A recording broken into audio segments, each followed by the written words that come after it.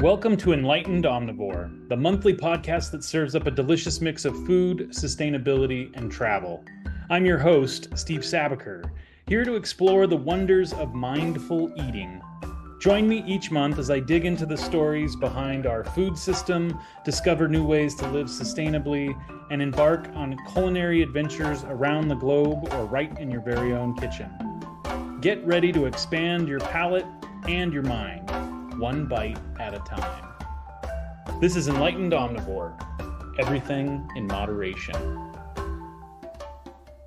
Well, I'm super excited today to be with Heather Merrill Thomason. She's a celebrity butcher, a recovering entrepreneur, a writer, and a food advocate. She left a successful career in graphic design to pursue whole animal butchery and learned her trade working for several notable butcher shops around the country, including one of my favorites, the local butcher shop in Berkeley, California.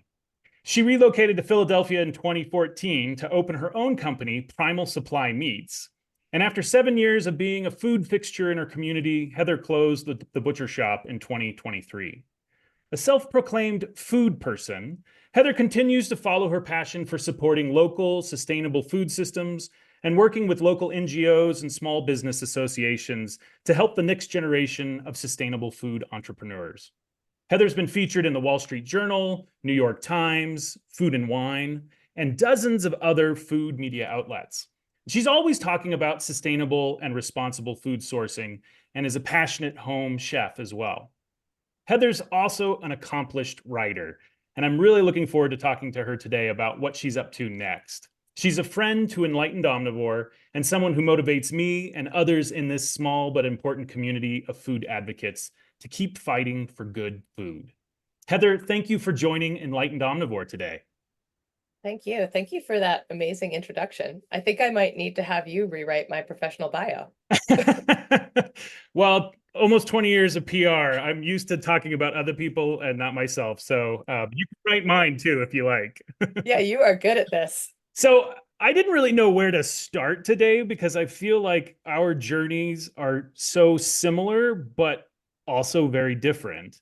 So I thought maybe I'd give you the chance to kind of talk a little bit about how your journey into butchery happened, and then, what inspired you to make this change in your life? So yeah, that's a good question because it's true. You and I have been on these parallel trajectories, but it's all still so personal when you get into it, right? My introduction to butchery, I've thought about this a lot lately, and the thing I keep coming back to is that I didn't choose butchery because I loved meat. I came to it through just a love of local food and local food systems.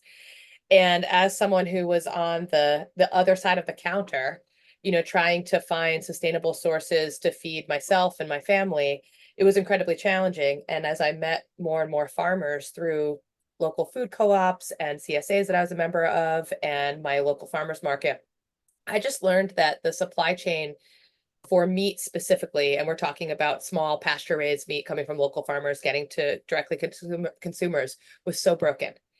And just being, in my past life, I was a graphic designer, and I think I was trained very much to be a problem solver in that career. So I saw a problem, and ultimately, I had this idea of maybe I could be a solution.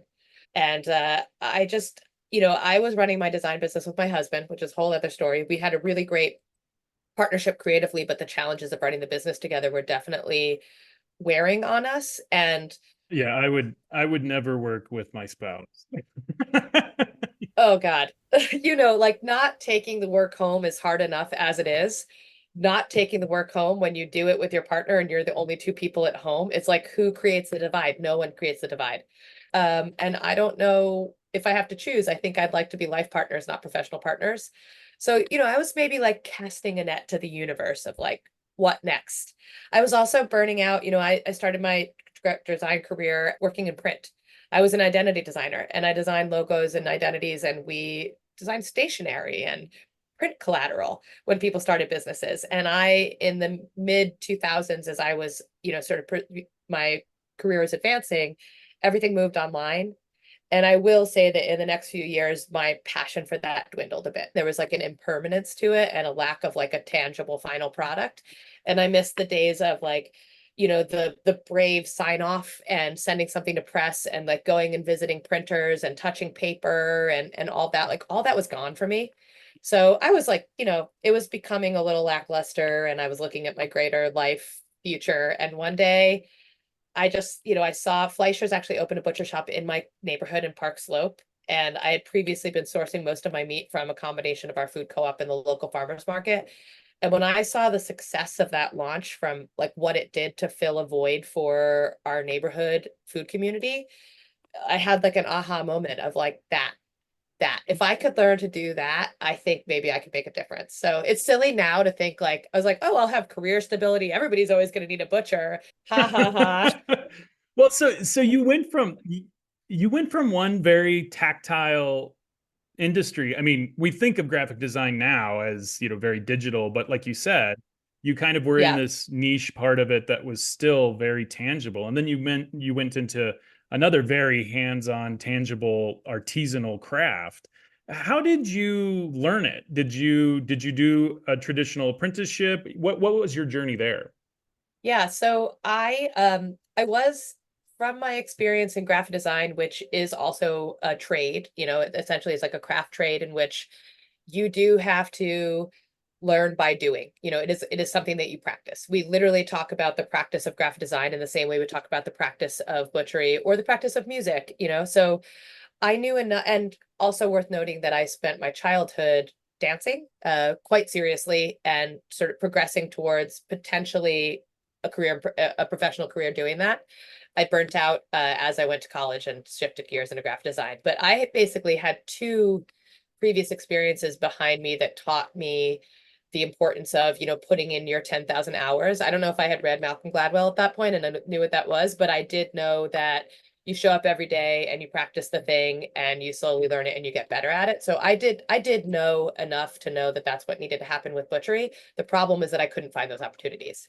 And I think you probably know this too, and I understand it more having been on the other side of literally on the other side of the butcher counter, that here I was as a professional woman, in my early 30s, approaching butcher shops or anybody that I saw practicing this trade, looking for an opportunity to learn with them and saying, hey, like I'm professional, I'm available, I'm motivated, I have all this passion and reason why I want to do this. Can I come practice with you? I'll work for free. And everyone was like, you're not coming from a culinary background. We're kind of busy. We don't really have the capacity. We don't do anything like that.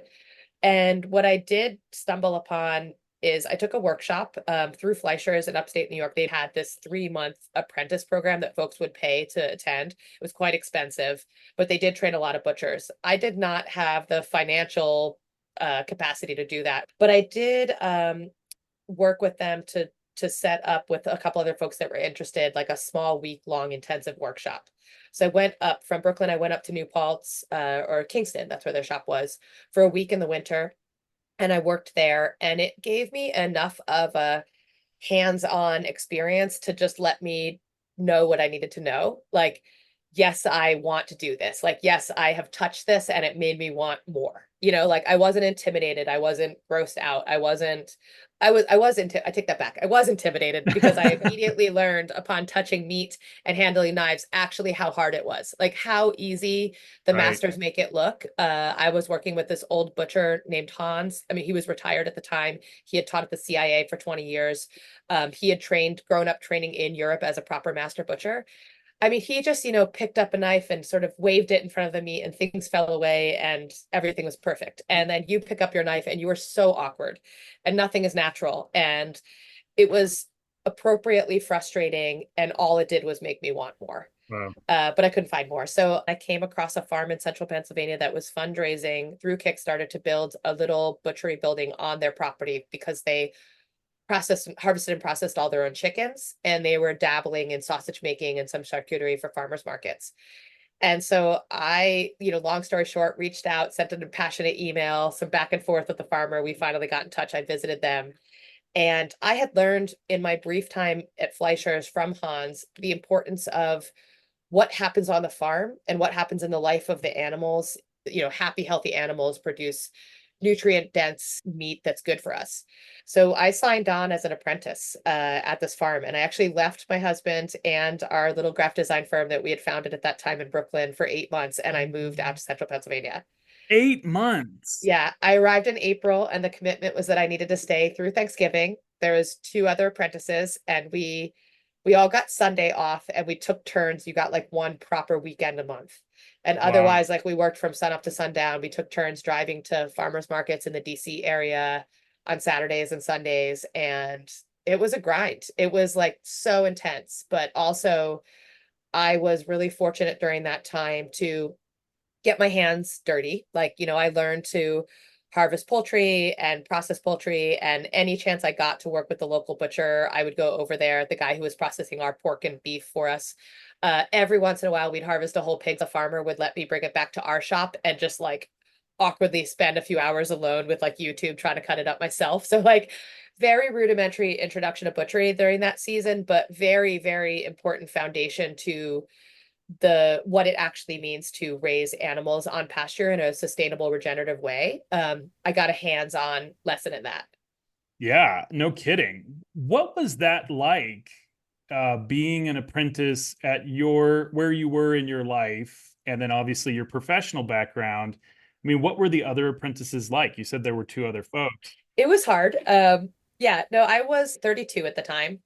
The other two apprentices were guys. One of them was in his a couple years out of college and felt pretty strongly that he wanted to have a farm of his own, sort of a permaculture, like doing, a mix of uh proteins and produce, and was just looking to kind of log his experience apprenticing on other farms before he went out to do his own.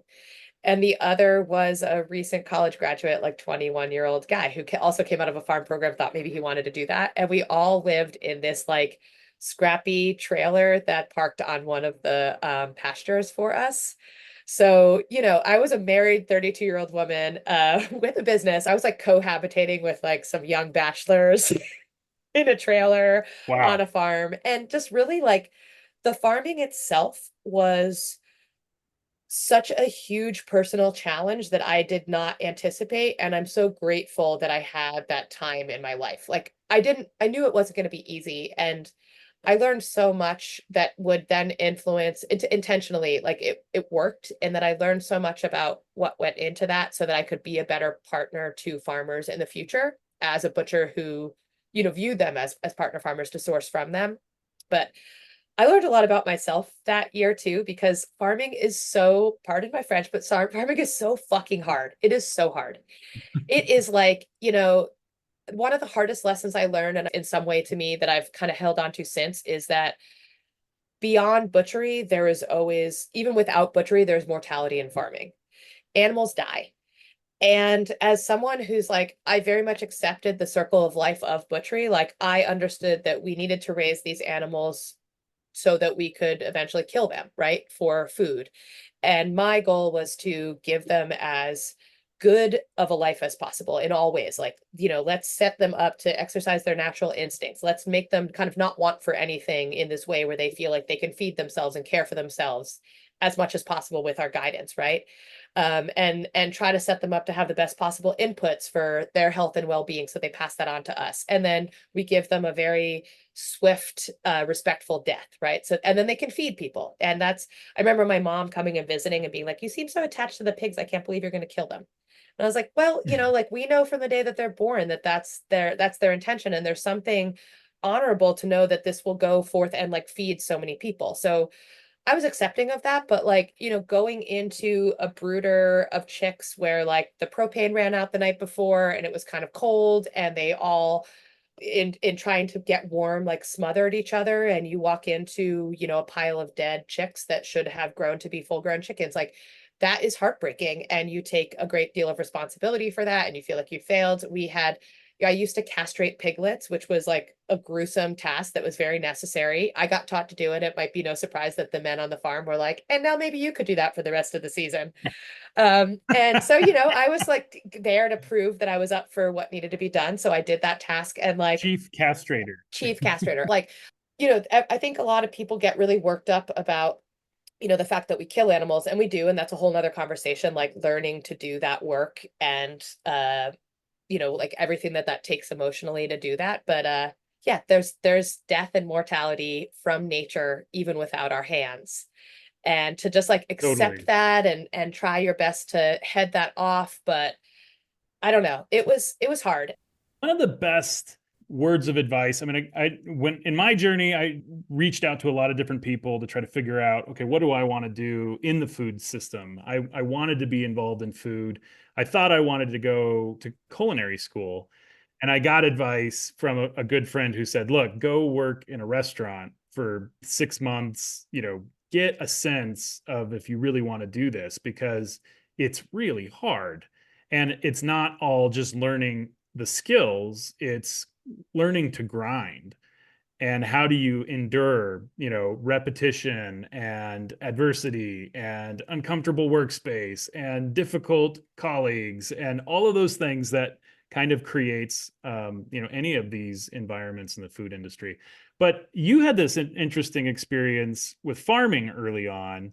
Did you have any farming experience or exposure before that? No. So as a kid and young person, I loved food. I've always loved cooking. Like I learned to cook in home ec in the 6th grade. Like, are we still teaching kids to cook in schools? Because in my middle school, I had home ec for 6th, 7th, and 8th grade. I will never forget the first thing I learned to cook. We made lemon meringue pie, like in our first class ever where we actually cooked. And the like magic of chemistry that happened in front of my eyes was just like I couldn't believe it. I couldn't believe that like the egg whites transformed into the meringue and that ultimately we ate this incredibly delicious thing that I was so proud to bring like a slice home to my family and show them. And I can't tell you one other thing I cooked in the next 3 years of home ec, but I know that like I was the best student. Like I was like, teach me the conversions of the teaspoons to the tablespoons because like I loved food and learning to cook it was so empowering. So all this to say that I was very much like, yes, I am a food person and people recognize it in me. And as a teenager, my parents used to tell friends and adults like, oh, Heather loves to cook. Maybe she should be a chef. And a chef friend, family friend said to me, they didn't say go work in a restaurant, which is great advice, besides for not going to culinary school. They said, you might want to just not cook professionally because you will love it more. And I kind of took that to heart because this chef, it was like my cousin's cousin. And I remember him being like, I don't cook at home. That's what he told me. He said, I cook in a restaurant. It's really cool. I love my job, but I don't cook at home. And I never forgot that. So like that's why I never pursued a professional culinary career. I kind of was like, oh, I don't want to turn the passion into the job. But ultimately, by my late 20s, I was so passionate about food and food systems, and I wanted to like contribute in some way. So for me, like finding butchery and farming by way of it was my moment of like, oh, this is the thing that I could learn how to do and contribute. But I didn't grow up like gardening or getting my hands dirty. Like I grew up in dance studios, and then I moved to New York City when I was 18. I literally, I was a professional graphic designer. I wore dresses every day. It was like ease of uniform to like show up and look good for a meeting. I packed like the one pair of jeans that I owned to move to a farm. It's like Sex in the City meets, Farmer McDonald. I was so green. Yeah, and like, I'm tough. I always have been. I was a little bit raised that way.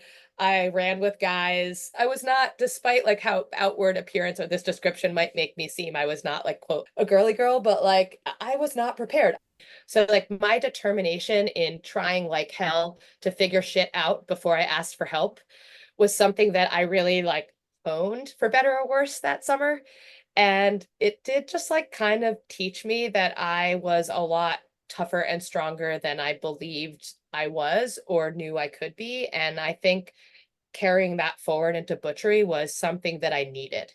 Yeah, So that time at the farm of just like the extreme challenges of farming and like just being tired and having to keep going no matter what, or like doing the gross, dirty thing that you really don't want to do, like dealing with literal shit and death. right. Or the problem that's like, I have to fix this because if I don't, the animals will get out and they will be unsafe. So like this fence is my fucking problem. And maybe everybody's off the farm that day and like I gotta figure it out. Well, and it sounds like it was a great boot camp for the next stage of your career, which was then to work with a couple of other butcher shops. Yeah, so during that time, so I was like just kind of on borrowed time away from my home in Brooklyn. Like my husband was there with our dog and our business, and I had the car and I was just gone for 8 months in Pennsylvania. It was about 3 hours away.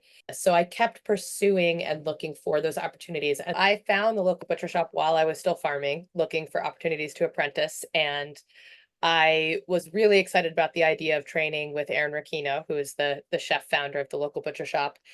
I got connected and cold called Aaron. And when he called me back, he was like, I'm from Allentown, Pennsylvania, even though, he lived in Berkeley, California, was like, what are you doing out there on a farm? And so they had this apprenticeship where it was like people would commit for 3 days a week for 3 months. And I was like, well, I'll come out there and I'll do it. He's like, you'd move to California? I was like, well, my sister-in-law lives there. We do visit from time to time. It's not that crazy, but also, do you have any idea how hard it is to find this experience? Like, yes, I will. I would move to California to train with you. So did you end up talking to your husband about this beforehand, or were you Not just at the time. No. Aaron and I had just kind of left it off of like, well, next time you take a trip here, why don't you visit? And we'll go from there. So yeah, so I farmed through Thanksgiving and I returned home after that. I was so tired.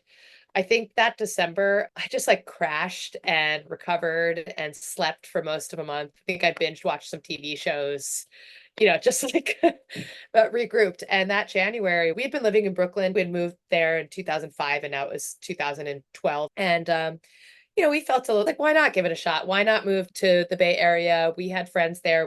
Brad's sister was there. We knew we loved it as a food community. And I had this cool opportunity. So like we relocated. Yeah, the only place in the country that's more expensive than New York City, though. Yeah, right. I arrived I think we left in January and arrived in February, like kind of a long, epic cross-country road trip. The coolest thing that happened to me at the local butcher shop was that there was another butcher there. His name was Bill McCann. He was a lifelong journeyman butcher. And Aaron was wise enough as a chef turned butcher to know that if he wanted to run a whole animal program, that he did not have the knowledge and experience to do that. And so he had been introduced to Bill at some point and kind of recruited him into the shop to effectively be the head butcher. So when you were with these two seasoned veterans, and I love Aaron. Aaron was a real friend and mentor to us at Electric City Butcher. For years, he would let us store a couple of whole lambs in his walk-in for free. Our farmer could deliver to him, but couldn't deliver to us. And we had another truck that was coming from the Bay Area, so we just had it pick up at the local butcher. He never asked for money. I love that. And like walk-in space is a premium. Oh my Like that's God. it seems like not a big deal, but that's a really generous thing to do. But yes, Aaron is the type of person like I think we are. And then it's like, sort of the tide lifts all boats and like we are all facing the same challenges. And the only way we're all going to succeed is if we get in it together. So Absolutely. So you're here with these two kind of seasoned pros. Uh, and you have, I mean, your own experiences. You're an accomplished adult. yeah. you know how did you find it challenging to kind of keep your head down? I mean, what was the conversation going on in the shop? That's a good question. Yes. I mean, I'm chatty. I was an adult. I had my own opinions. So, trying to sort of balance some amount of like reverence and respect of being the newbie. But yes, like, of course, I'm sure there was moments where I was like voicing my opinion when I really didn't know what I was talking about yet. But I mean, the two of them were just so thoughtful and caring. And I think they liked having me as a part of that conversation. They appreciated a fresh set of eyes and we just got to know each other. I think they knew I had experience in like design and marketing and being a business owner. So I think the three of us just kind of I was grateful that their little duet kind of expanded to include me. When you then made the decision, okay, I want to open my own shop. Like, tell me, how did that happen? And Yeah. So like fast forwarding through my time at the local butcher shop, I stuck around in my apprentice role 5 days a week for 5 months. wow. They were just like, well, clearly we're not going to ask you to leave. If you want to keep showing up, you're welcome to show up. So while I was out there, had met someone who was working on a project in Philadelphia to open a butcher shop restaurant. And Philadelphia, which I had no relationship with other than the fact that it's on the East Coast and 2 hours away from where I grew up in North Jersey and had lived in New York. But they were looking to open a whole animal butcher shop, like I said, within a restaurant, and that did not exist in that community. So, here I am in the Bay Area learning in the best possible place to learn because, local food is a way of life for a lot of people in that area. Farm to table restaurants were not new. So, really great place to learn, really great place to take things in. But as someone who is like, what am I going to contribute? It's like, it felt saturated. Like, am I going to make a difference in this place? And people are so far ahead of me. When I got this opportunity to explore Philadelphia as a place to go and learned that like they were going to open the shop, there wasn't a skilled butcher talent pool to pull from. I started meeting folks and realized that there was this really awesome food community there that just lacked what I wanted to do. And when I started meeting people and telling them what I was interested and where I'd come from and why I might come to Philadelphia, like I was so encouraged. And it was kind of like a little bit of a sign from the universe of like, I had now spent a couple of years floundering around working unpaid as a 30 something, where like my friends and family were respectfully asking questions like, so wait, so now you get paid $12 an hour? Right. What's next? And I was like, I don't know. Just trust me. Like this is going somewhere and I'll know it when I find it. So basically I came to Philadelphia. I did help open this butcher shop restaurant. I ran the whole animal butcher shop within it. It was a really cool experience. Ultimately, that project, it didn't fail, but it didn't succeed in the way that people wanted it to. The having a whole animal program that is shared between a restaurant and a butcher shop under one roof is just a series of compromises. Yeah, it's got to be one of the hardest models. On paper, it's brilliant.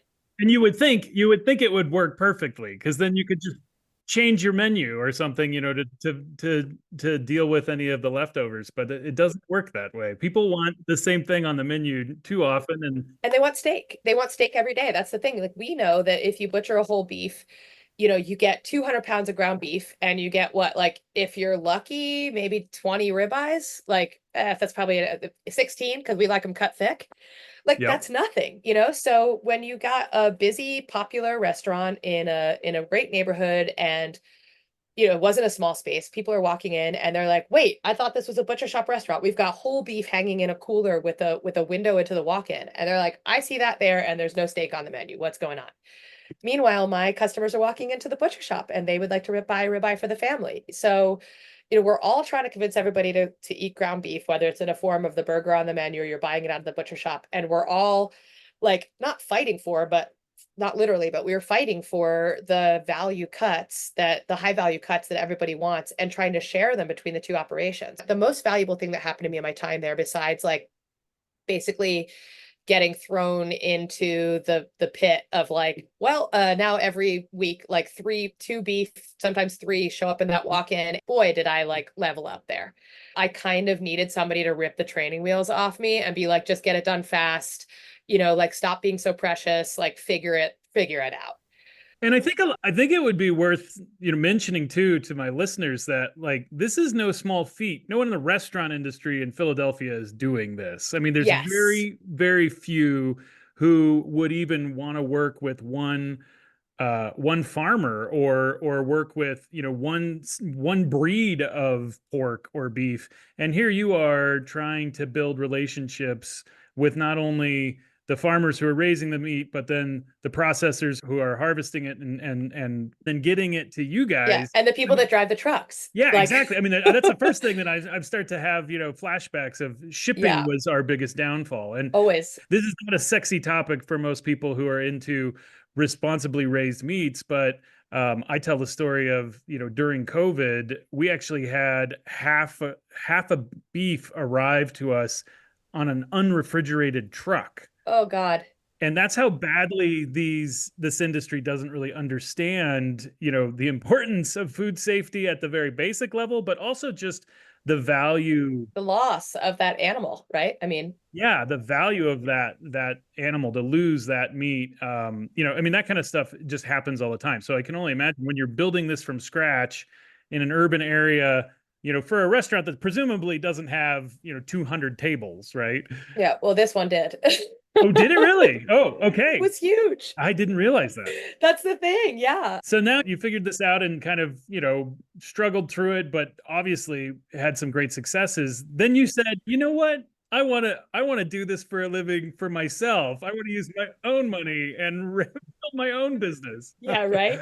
I just had this kind of, I was having another aha moment. And truthfully, my husband said what was probably the smartest and dumbest thing all at once to me. He said, I was just doing so much to run this program and I didn't own the business. I was an employee. And one day, in like a moment of kind of frustration or burnout, as I was vocalizing something, I said to him, "Why does it sound like you're encouraging me to maybe like quit my job or do something different?" And he's like, "Well, Heather, I just like watch what you're doing. And I think that if you're going to work this hard at something, you should probably do it for yourself." He planted the bug. Yeah. Aha. We know that when you do it yourself, it is all on you. And let me tell you, there are some parts of being an employee for somebody else's business, if you're respected and sort of happy in your role, that you get to go home at the end of the day and you get to put that away and it's not all on you. Like it was did I sign the checks? No. But like, did they call me if the walk-in went down? Yes. And like, was it ultimately my responsibility that the shop could sign the checks? Yes. So, I had a lot of weight on me, but I didn't have it all. He was also right. Here I am basically building up this local supply chain that could serve a city, not just a restaurant and butcher shop. And it seems like there's demand. So that was the seed. Yeah. And a chef friend who is no longer with us, but was a great friend and advocate of my work. We sat down to lunch and I said, I'm thinking about starting my own project. Like, here's my idea. I could buy whole animals and I could design some kind of like CSA butcher box program so that like home cooks could buy the kind of like all the ground beef and like the stuff that there's only one of, like a skirt steak or a flank steak that you can't easily menu. But I could also wholesale to restaurants and I could help get people have burgers or grass-fed ribeyes. So I said to him, like, does this sound crazy? I don't think I would have a butcher shop, at least not to start. I would just sort of create this whole animal model for the city with a mix of like subscription and wholesale. And he looked at me and was like, I don't just think this would work. I think we need it and I want to help you. Wow. So I took a crazy leap. I used very borrowed money. My husband and I were renovating our house that we had just purchased, and like we were in the midst of financing that. So there was money in our bank account that did not actually belong to us. I borrowed enough money to buy my first beef. I used my Subaru and I drive it all around to restaurants and drop it off. Wow. And we rented a commissary kitchen where like we started storing stuff and making like some sausage and things for the farmers markets. And it grew from there. So I want to go back to your chef friend because I feel like this is something too that a lot of people don't know about in the industry. The chefs are really artists. Yes. I mean, they're really more passion driven. They see things, they see the potential in things. And I think of your story with your chef friend saying, absolutely, this would work and I want to help you. Like there's so many stories like that in our experience at Electric City Butcher where we wanted to do something and there was just infinite enthusiasm and support. Following the stories and the industry, the restaurant industry, especially in Los Angeles, it's really devastating to see the contraction of the market and a lot of these chefs becoming private chefs or going into kind of executive chef positions where they're running institutional or large scale programming and the creative opportunities are drying up. As are the thoughtful sourcing opportunities, the same thing, where you need flexibility and, reasonable scale, or even more flexibility if you're going to try to do it at a large scale. So yeah, and this is the thing, is like it's an ecosystem like everything else. When you take something out of the mix and when the small creative restaurant goes away, like these opportunities to try new things and to challenge or disrupt the supply chain go away as well. yeah. Maybe I'm getting ahead of myself because we haven't quite got all the way into primal supply, but like, I mean, you started this business, you had this business for 7 years, you opened your retail shops.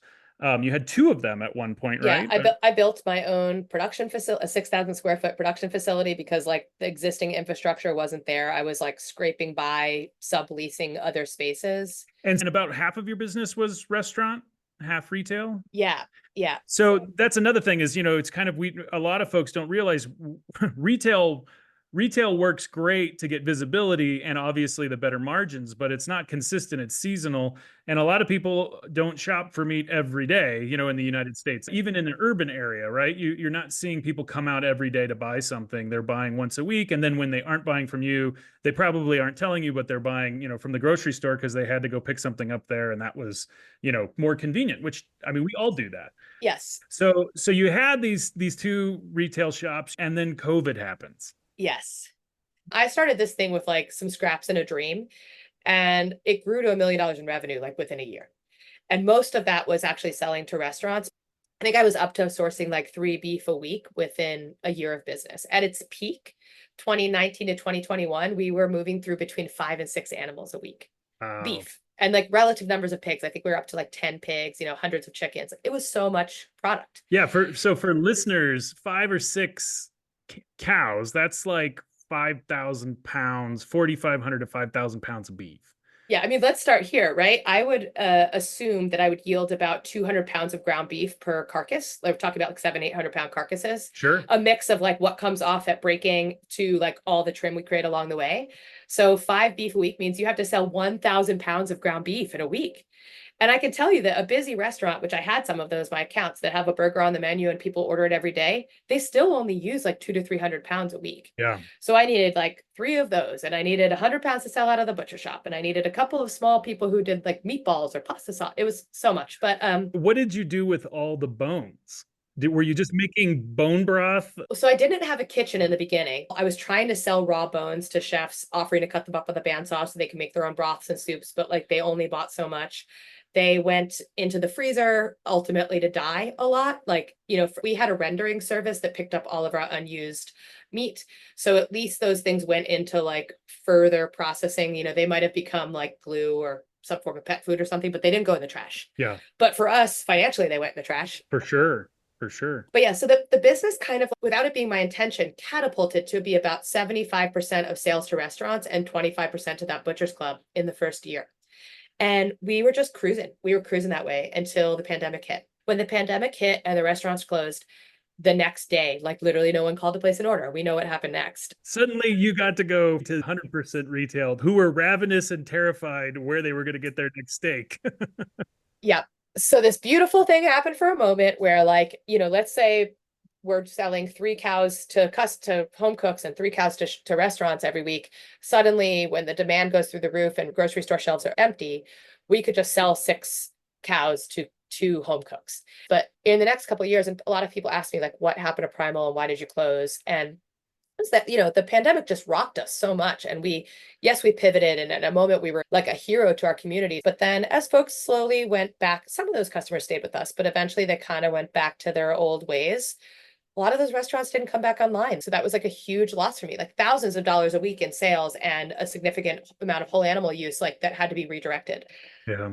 I also lost a little bit of my confidence in working with restaurants. Like, no shade on any individual relationships or the industry as a whole, but they were crippled so much by the pandemic, and we're still trying to recover. And the chefs who previously were great partners, who could be brave and take chances about local sourcing or spending a little bit more and knowing that they could recover that through running cool specials in their busy restaurants on the weekend, like that, they were navigating like outdoor dining and half capacity. So we really tried for the next few years to keep supporting the restaurant industry, but drive retail. And we were never able to make like that much of a shift to get back to the volume that we had once been at. Yeah, for sure. And I think there's a story still to be told about that period of time for those first 4 to 6 months when we were feeling like we were heroes, kind of Yes. saving the day because we had supply. We were essential workers.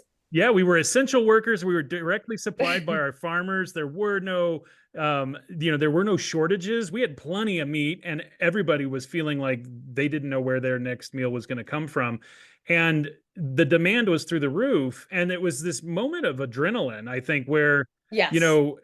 every day I was excited to come into work because I felt like I was like, an EMT or something. Like I was actually doing, good work for everybody, not only providing a great product, but like providing an essential service that, folks weren't getting. And people were so appreciative. And then I think the adrenaline wore off. Those first few months of COVID, we could not keep product on our shelves. We were kind of first to market, but then like the competition came in kind of swift and fast.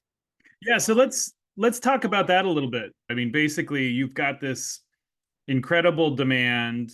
And we had the same exact thing. It's funny. I mean, our stories are so parallel because we had just launched an online service, like in November, and it wasn't really being used that much. Like folks would forget to check the list, in the morning because maybe there were 2 or 3 orders a week. And I remember coming in March 21st or something like that, and there were 82 online orders, which was more than we'd had the entire time we'd had this system. And folks were just like, "Oh my God, what are we gonna do?" And so it was this really dramatic switch. And kudos to you and all of the small businesses out there who we had to pivot. Yeah. And we saw that there was opportunity there. So it wasn't a thankless pivot. I mean, we made money during that time. Yeah, for sure. But then but then the roller coaster ride happened. There's another change, and there was this huge shift. For us, it was in April. It was right around Easter. And normally Easter's a big time for us, and we didn't get anything in terms of sales in Easter. And I was like, what is going on? We had all this lamb, and we were like, where are we going to sell this? When did that shift happen for you? I think it happened for us much earlier because in California, we went in like total like nuclear lockdown. We went to 2-person teams. So so that no one was going to get sick. We didn't want to get the whole team sick. So only 2 people could be working in the shop at any one time, which that changed a lot of things too. So we went down to like really draconian lockdown in California, and that started to impact our business. What was it like for you? Yeah, the fallout for us was a little bit slower. That boom in my memory lasted for a solid 2 to 3 months. Like it carried us into the early summer. And the holidays, like that's a good point. As butchers, we count on these quote meat holidays, these times where folks gather at home and there's a protein centerpiece and we provide it. And I remember, Easter somehow, I think Easter for us is like, we always make these smoked hams. We never had enough to sell. They still sold. But I recall Thanksgiving of that year being this big question of like, will people gather in groups and how is that going to impact? And, maybe you have to totally realign the decade of experience that you have of how to guide people to place their orders and feed people for the holidays, because instead of maybe having a party of 20, they're having a party of 4 to 8. And can those people like eat a whole turkey? But aside from that, we saw it start to sort of slowly taper in the summer. But I think I never divided my team. Like a lot of them live alone or maybe with random roommates, and for them to be able to show up to work.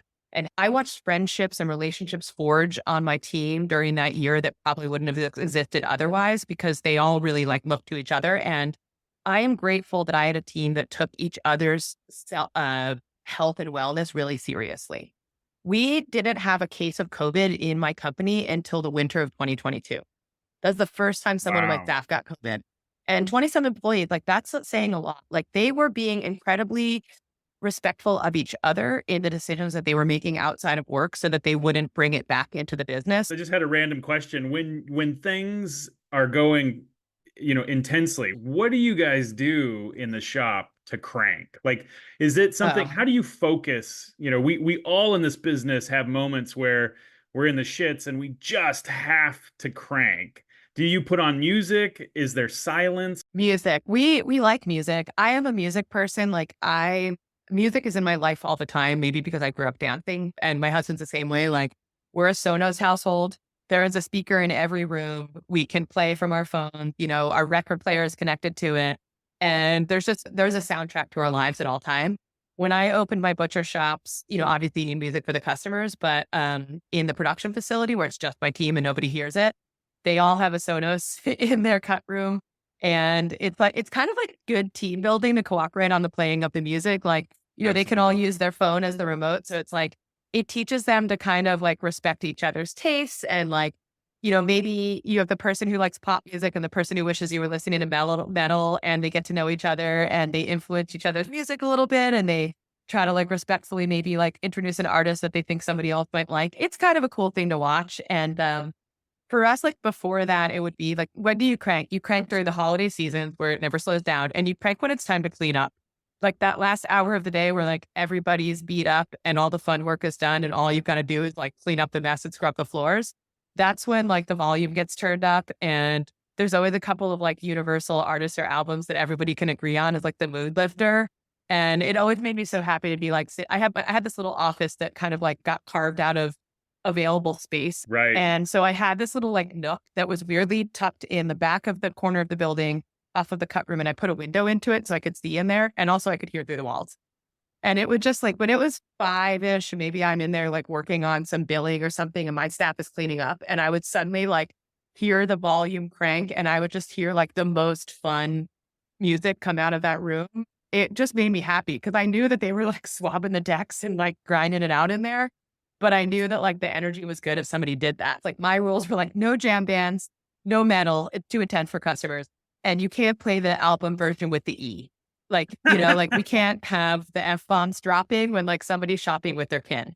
It happens like a little bit, but you know, those were the guardrails. And otherwise it was like, play what makes you happy. But when the guardrails come off for you, Heather, what's the song? Missy Elliott is kind of my spirit animal. So like, I'm gonna like fire up the work it, and that's where we're gonna start. Nice. Nice. So, okay, so we have this boom in COVID. We have this slow, kind of steady decline as the business model has changed and people's purchasing habits have changed. I mean, basically, it's a totally different environment now.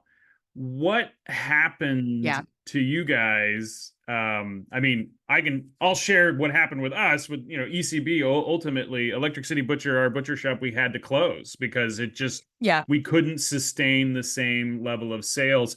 And even physically, the geography around us changed. Where we were based, a community that was thriving with, you know, with a culinary energy, just dried up when the restaurants stopped serving inside. And so everybody stopped coming, not only the folks to the restaurants, but people to our shop. What happened with Primal Supply, you know, in kind of 21 to 23? It really wasn't until 2021 when I felt like we were still waiting on vaccines. My team that had like rallied was just running out of steam. The 20-somethings were getting frustrated at like the lack of social life and the constant, like the cycles of panic, like the moments of fear when we thought we might have had, you know, someone might have had COVID and maybe we don't get it. Like I remember in the February of 2021, feeling like pressure was at this all-time high and like we needed a release valve. Like everyone was burnt out. We were all so tired, and like the business was not struggling yet, but it was definitely not thriving. Yeah. Like we were trying our best to kind of like follow through on that pivot, put some new systems in place. We slowly reopened the locations for walk-in business, but retail didn't come back in the way that we hoped because people were cautious. And then the spring of 2021 was honestly like the beginning of our downfall. It was really the post-COVID stuff. The Great Resignation hit me hard. It was like being broken up with in the it's not you, it's me way over and over and over again. Like someone would come in and be like, I love Primal. I'm so grateful for the opportunity here. I've learned so much, but like, you know, I think I need to go and like be a flower farmer or move somewhere because like I just spent a year alone in my apartment. Like, you know, so people were just suddenly like needing change, needing something. They got vaccinated and suddenly they had freedom again. And they were either like, I'm just fucking burnt out and I want to do something else for my mental health, or I need to go and like explore the world again after being trapped for a year. But like, we had this massive employee turnover that was really hard for us. I was cutting meat and driving trucks because like of the rapid turnover. I think like 75% of my staff turned over in 2021. Wow. It's incredibly expensive. That's the other thing. Like it was quietly bleeding us of cash. Yeah. Because the turnover of like, you know, people gave us notice, but like you're paying 2 people to do a job during training. And then you have like you know, an employee that isn't trained up yet. So they take more time to do things. And we're paying money for like job postings and we're having to hire people at higher wages while also the cost of everything. I think I took on like 7% increases from my corrugated cardboard manufacturer in 1 year. Yeah. we used a lot of boxes. Like we would produce these custom boxes and they were 21% more expensive a year later than they were. So like all that shit was happening. And I just remember in the fall of 2021, we were suddenly losing money. And I knew we'd lost money before, but I was like, we are losing money at a pace that is uncomfortable to me. I don't know how to stop it. Like it was like suddenly we were, the hemorrhaging started. And as I was pulling in some advisors and some folks around me to be like, what do we do here? Like, how do we lean up? How do we recover for this? That summer in Philadelphia, because folks were vaccinated and they hadn't traveled in 2021, we saw one of the worst like exodus of our customers that I'd ever Oh, seen. wow. In July, and people just moved. They Yeah. moved out of the city into Yep. the suburbs. Like I watched our sales just fall off a cliff that I did not see coming somewhere between April and July. Then it was like my business that had done $3 million in sales the previous 2 years was suddenly on track to do 2. Yeah. Yeah. Wow. In the beginning of May, when I had to kind of like admit to the world that I needed to throw in the towel and I'm sorry, like I'm taking this away from all of you, I was probably at like the very lowest low in so many ways. And physically, like, my health and everything was not good.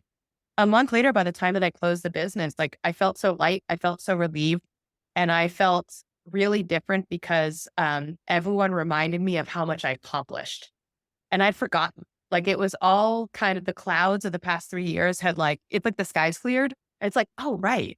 7 years, like 7 years. We did so much. We brought up farmers with us. We trained butchers. We influenced chefs in the way they think about food. We changed like so many people in Philadelphia and what they consider, we introduced them to ideas about sustainability. So yeah, it's like it took my community to remind me that my business was a success, not a failure, even if it failed in like a capitalistic sense, and that I had done so much for them. And that was something I never saw coming, and I'm so grateful for. Wow. Yeah. I mean, I can relate on a lot of levels, but I think it's a testament hearing in your voice, kind of how this journey has impacted you, and where that being the visionary, being the leader, being the business owner, and having all these other folks relying on you for that path, and then now being on your own and being an independent contributor and not having a team and having some space to think about the next step. Where are you at now, and what's next for you on your journey? I'm in a really good place. It's funny we're having this conversation. It's been just over a year since I closed my business. So technically Primal wound down all of its operations at the end of May and June of 2023. I was like a free person for the first time in a decade because I had run, someone else's business at that level, and got right into Primal from it. Um, it took me some time to just kind of unwind it all, I'm sure you went through this too, like the unwiring, because also I'd been in like panic response mode for 3 years. The first thing I did every morning when I woke up was I grabbed my phone and I looked at it to be like, what has happened in the hours I went to sleep? Is anything going to change the trajectory of this day? It's like, is there news from the slaughterhouse? Did someone call out? Like, or can I possibly go about this day the way I planned, which in itself was going to be a lot. I had to just like rewire myself to not do that. Actually, one of my best habits, like we've taught, I'm a very voracious reader. And I started like not sleeping with my phone next to the bed and putting a book, my Kindle or a book there instead. And it was really hard, but I was like, would be like, there's no news waiting. Like just pick up the book instead. Like I had to like substitute it with something else, like quitting a habit, it's like it was my nicotine patch. Totally. Well, I remember the same thing because we closed both businesses, but staggered. So one in February, the next in June. Ugh. And then we go every year to visit my wife's family in France. So I had this like finish line of like, okay, after that, I'm headed out.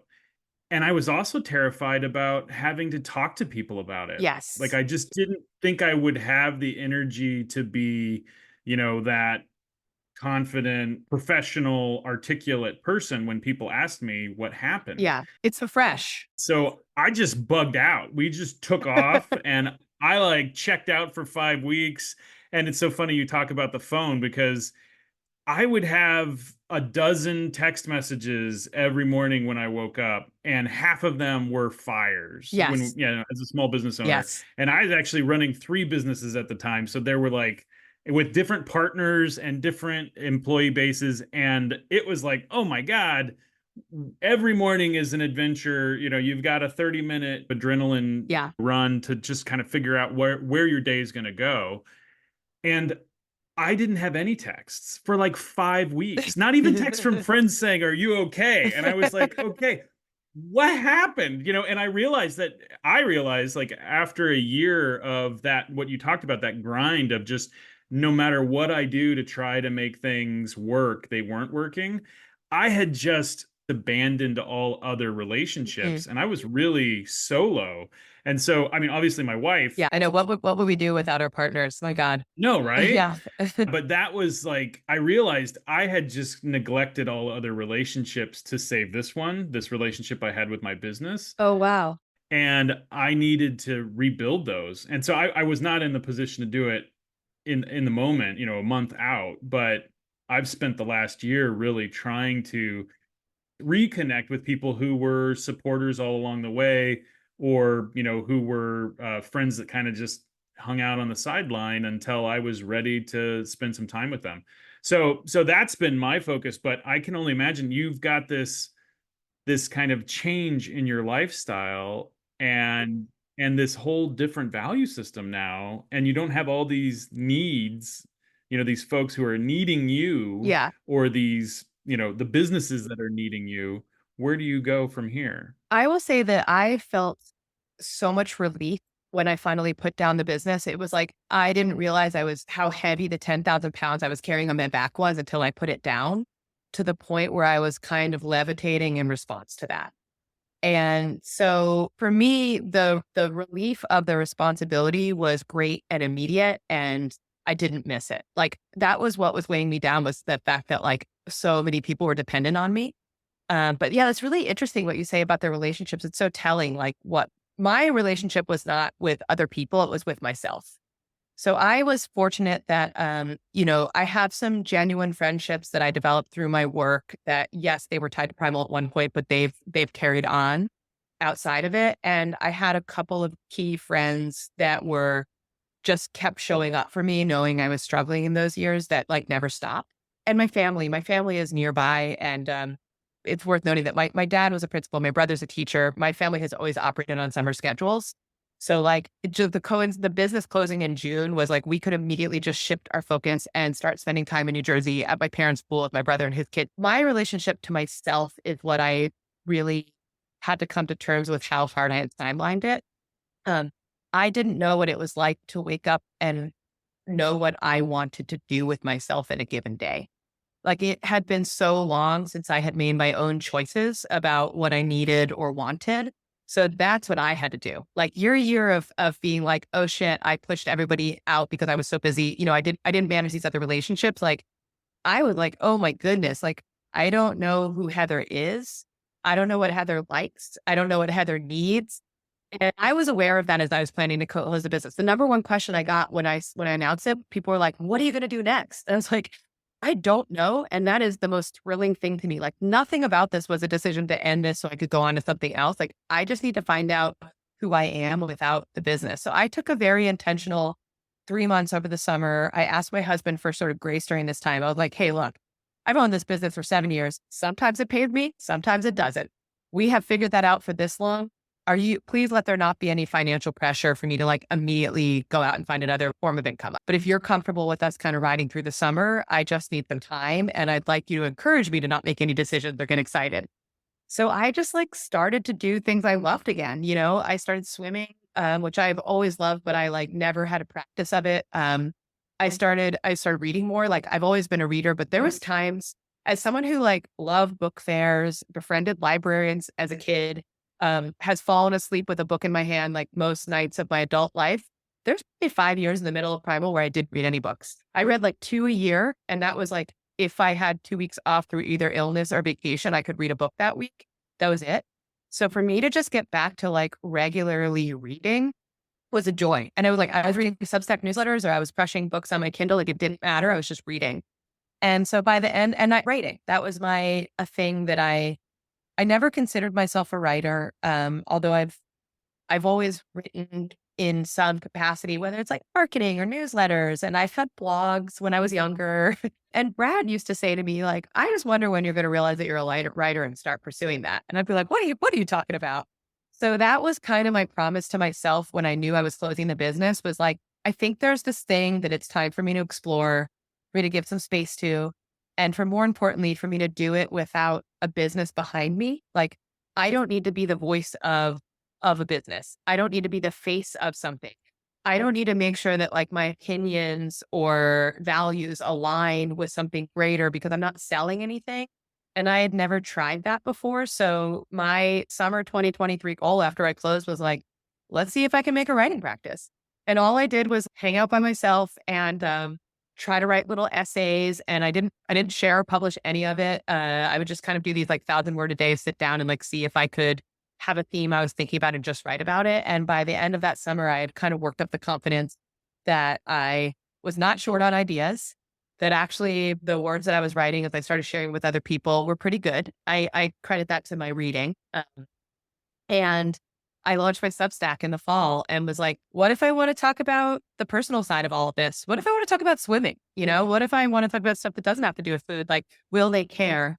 So my brave experiment was like, let me kind of like write to my community and use this list and launch a newsletter and let it be personal. Well, and let's make sure you give yourself a shameful plug. Oh, you sure? So on Substack, Hungry Heart is a fantastic newsletter that you put out periodically. I love all of your pieces. And like you said, they're really very personal. They're about you, but they have a great application to, I think, all of us as readers. So I hope so. And I appreciate that. Yeah, it means it is very meaningful to me still to get positive feedback as I'm working on my confidence as a writer and finding my own voice. That's been the coolest thing. Like in my very personal life, I closed in June was sort of my first month of freedom. By September, October, I would say that I had found calm. Like I had kind of reset my nervous system and my sort of ritual habits of the day to no longer be like run and gun, panic response, like crisis evaluation. And I started kind of moving again like a human being. I will say that a year later, what I have is not calm, but actual peace in my life because I've now been operating that way for a year. And I do wake up in the morning and think about what I want to do. And I'm fortunate that I'm able to like schedule my workload, independently. So if I'm tired or something personal comes up that's more important, I have the ability to say, hey, I know we are going to do this today, but are you cool if we do it tomorrow? That privilege never existed as an owner operator of a business. And the fortune of that now is like not lost on me, but what it's done for my well-being and my mental health is like amazing. And professionally, I definitely am taking these very slow steps to being like, can I be a writer? I've been a lot of things in my life. Like I've been a dancer, I've been a designer, I've been a butcher, I've been an entrepreneur. I think like if I was to just like bravely state my hopes and dreams out loud, because sometimes I think you're supposed to say them to the universe and hope it's listening, is like, I do think that I hope that the next version of Heather is Heather the writer, but I know I've got like a ways to go on that. And, but I'm like, the journey is fun. You and I have started to kind of pen pal about our experiences of putting ourselves out there. And the coolest thing is that I am just me doing it. Like that's what I've never done before. I've never not written for a cause or a reason or a paycheck or a purpose. Like the Substack is like, I try to keep some regularity for the folks that are reading that like, you give them something, they want more. The way to keep them engaged is to keep giving them more, but also for the practice, I use the Substack for accountability. So the last few months, that's been kind of freeing. And so more specifically, as I try to achieve my goal of writer Heather, I am now working on a book proposal. And that has been its own path. It's something I actually started exploring years ago when I was still working at Primal. I've always felt like I know there's a cookbook in me. That's just like a known fact that I've probably known for the last 20 years of my life. At some point, it will come out. In the winter of this past year, when I finally felt like, okay, I've reset, like I've rested, I'm calm. I wrote a proposal for a cookbook. And then I kind of had this moment as I started to circulate it with some trusted people for feedback that like, I was a little bit trying to square peg round hole. Like it was just like, a cookbook seems obvious. It's very structured. I know what goes into it. I know what makes a great cookbook. Writing recipes is something that I'm capable of doing. But like the real thing that people I think want from me is my greater story. The story of like, I'm a career changer. I'm an entrepreneur. I'm someone who's like chased values in a broken food system. And so, yeah, I guess long story short, I've come full circle to be like, this is supposed to be prose. This is supposed to be narrative. It's way more daunting and maybe takes some level of self-confidence that I don't quite have to be like, I'm going to write my story and people are going to care. So is this an Enlightened Omnivore exclusive? Have you shared that you're working on the Heather Thomason memoir publicly? Yes. So let's, I am, yes, this is a reveal. Awesome. I'm trying and I hope people care. Well, thank you for sharing it here. What you're saying about showing yourself grace in that period of time where you're transitioning from one, one identity to another identity, and how powerful that is for creativity. It's so shocking and so wonderful to have somebody else who's kind of on a parallel track. I mean, we have very different lives, but a lot of similar milestones in the last couple of years. Yeah. And it was a trauma. I mean, this is a major life change for anyone when they change careers, or if they have a business that's almost like a member of the family, really. I mean, it is probably the second most important entity to you after your partner and your family. That transition period is crucial. So it's beautiful to see that you've given yourself some space and some time. Maybe this summer I will like crank out an amazing draft and there will be interest in it and I will be catapulted into the world of publishing. Maybe this summer I will write a lot of like shitty first drafts that are just like the step in the process. And it's going to be 2 years before I have something that I'm proud enough to like show. That's something that like you can't plan. You just have to trust, right? Like you just have to keep writing. Yeah, if you had a superpower related to butchery or cooking or writing, what would it be? So this is funny. And Brad had been actually answered this question for me. He said, Heather, I think you wish you were a master gardener. And what he means by like, I know what he means by that. It's like, I have this fascination with like food and, kind of like provenance and seasonality. And I've had these deep relationships with people who grow food. And I have this like deep, deep desire to be able to grow and produce food myself. I am like a mediocre gardener at best because I've had so little practice. And like I've done container gardening in various like apartments, and then I gave up on that because it was not successful. And I was like, forget it. Like I will just support the people at the farmers market who are better at this than me. And then when I had the time and capacity, and we have this place in the Poconos, which by the way is totally covered in shade, but there's land and space. And I was like, I've got to try to garden again. And we built these raised beds, and I was so determined to try to design a shade tolerant, small like vegetable and herb garden. And so far it's been a total failure. Like I was evaluating like where I thought I know where the sun trajectory is. I was evaluating the shade all spring. The trees started to leaf out and I thought that was it. And then they filled in so much more. Like we have such a denser shade canopy than I expected. I actually planted the same garden in a bed at my parents' house in New Jersey in full sun. My garden is a failure. The one at my parents' house is like prolific and thriving. And I don't know whether it's the sun or the fact that my dad had more of a touch.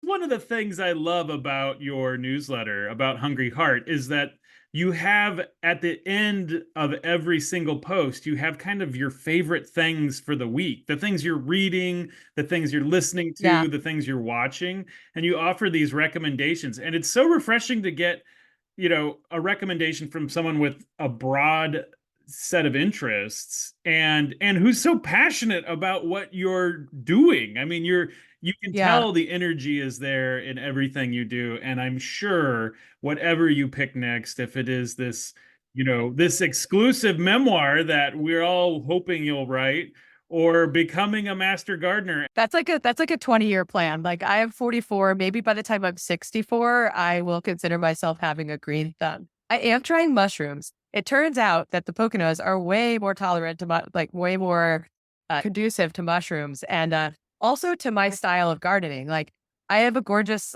perennial little garden in the front of my house in Philadelphia that's taken me years to get to the point where it's at. But like it only needs my attention at periodic moments throughout the season. Like I get in there and I go hard like for a full day and I weed and I do some maintenance and then I don't touch it again for like 2 months. And Brad will speak behind me and make sure it gets watered, but that's my vibe. And so I'm fascinated by mushrooms. So this fall, when the trees go dormant and we can get our hands on some, I am going to try to inoculate some shiitake logs and do a little mini shiitake forest. And I Nice. think that's more my speed. But it's also possible that in a few months I'll be like, well, that didn't work. It was fun to try. Well, then you stick to the mushrooms and I'll try to grow the tomatoes out here. Love it. California, not really ideal mushroom location, certainly Southern California, but yeah, I would love to grow mushrooms in my backyard. But hey, we'll just swap. How's that? We'll do like a transcontinental CSA. I love it. We can meet in the middle. Yeah, absolutely. Heather, it's been fantastic to chat with you today. I mean, we've covered a lot of ground. I invite you to come back anytime to the Enlightened Omnivore podcast. Your story's fantastic. It's really awesome to hear folks with so much energy, so much passion, and despite so many challenges of continuing to support a sustainable food system. Thank you so much for sharing, and I look forward to hearing what's next. And all you listeners out there, don't forget to check out Heather's newsletter, Hungry Heart, and also keep a lookout for this memoir that might be joining us in another year or so. Anyway, thanks again. Have a beautiful day. Everything in moderation. And that wraps up another episode of Enlightened Omnivore. A special thanks to all my subscribers for listening in this week. You can all read more about everything omnivorous on my weekly Substack newsletter found at enlightenedomnivore.substack.com. Join me next month as we continue to uncover the stories behind our food and the new ways we can live sustainably together. Thank you for tuning in. This is Steve Sabaker reminding you to savor every bite and eat mindfully. Until next time, keep it balanced and stay enlightened. This is Enlightened Omnivore, everything in moderation.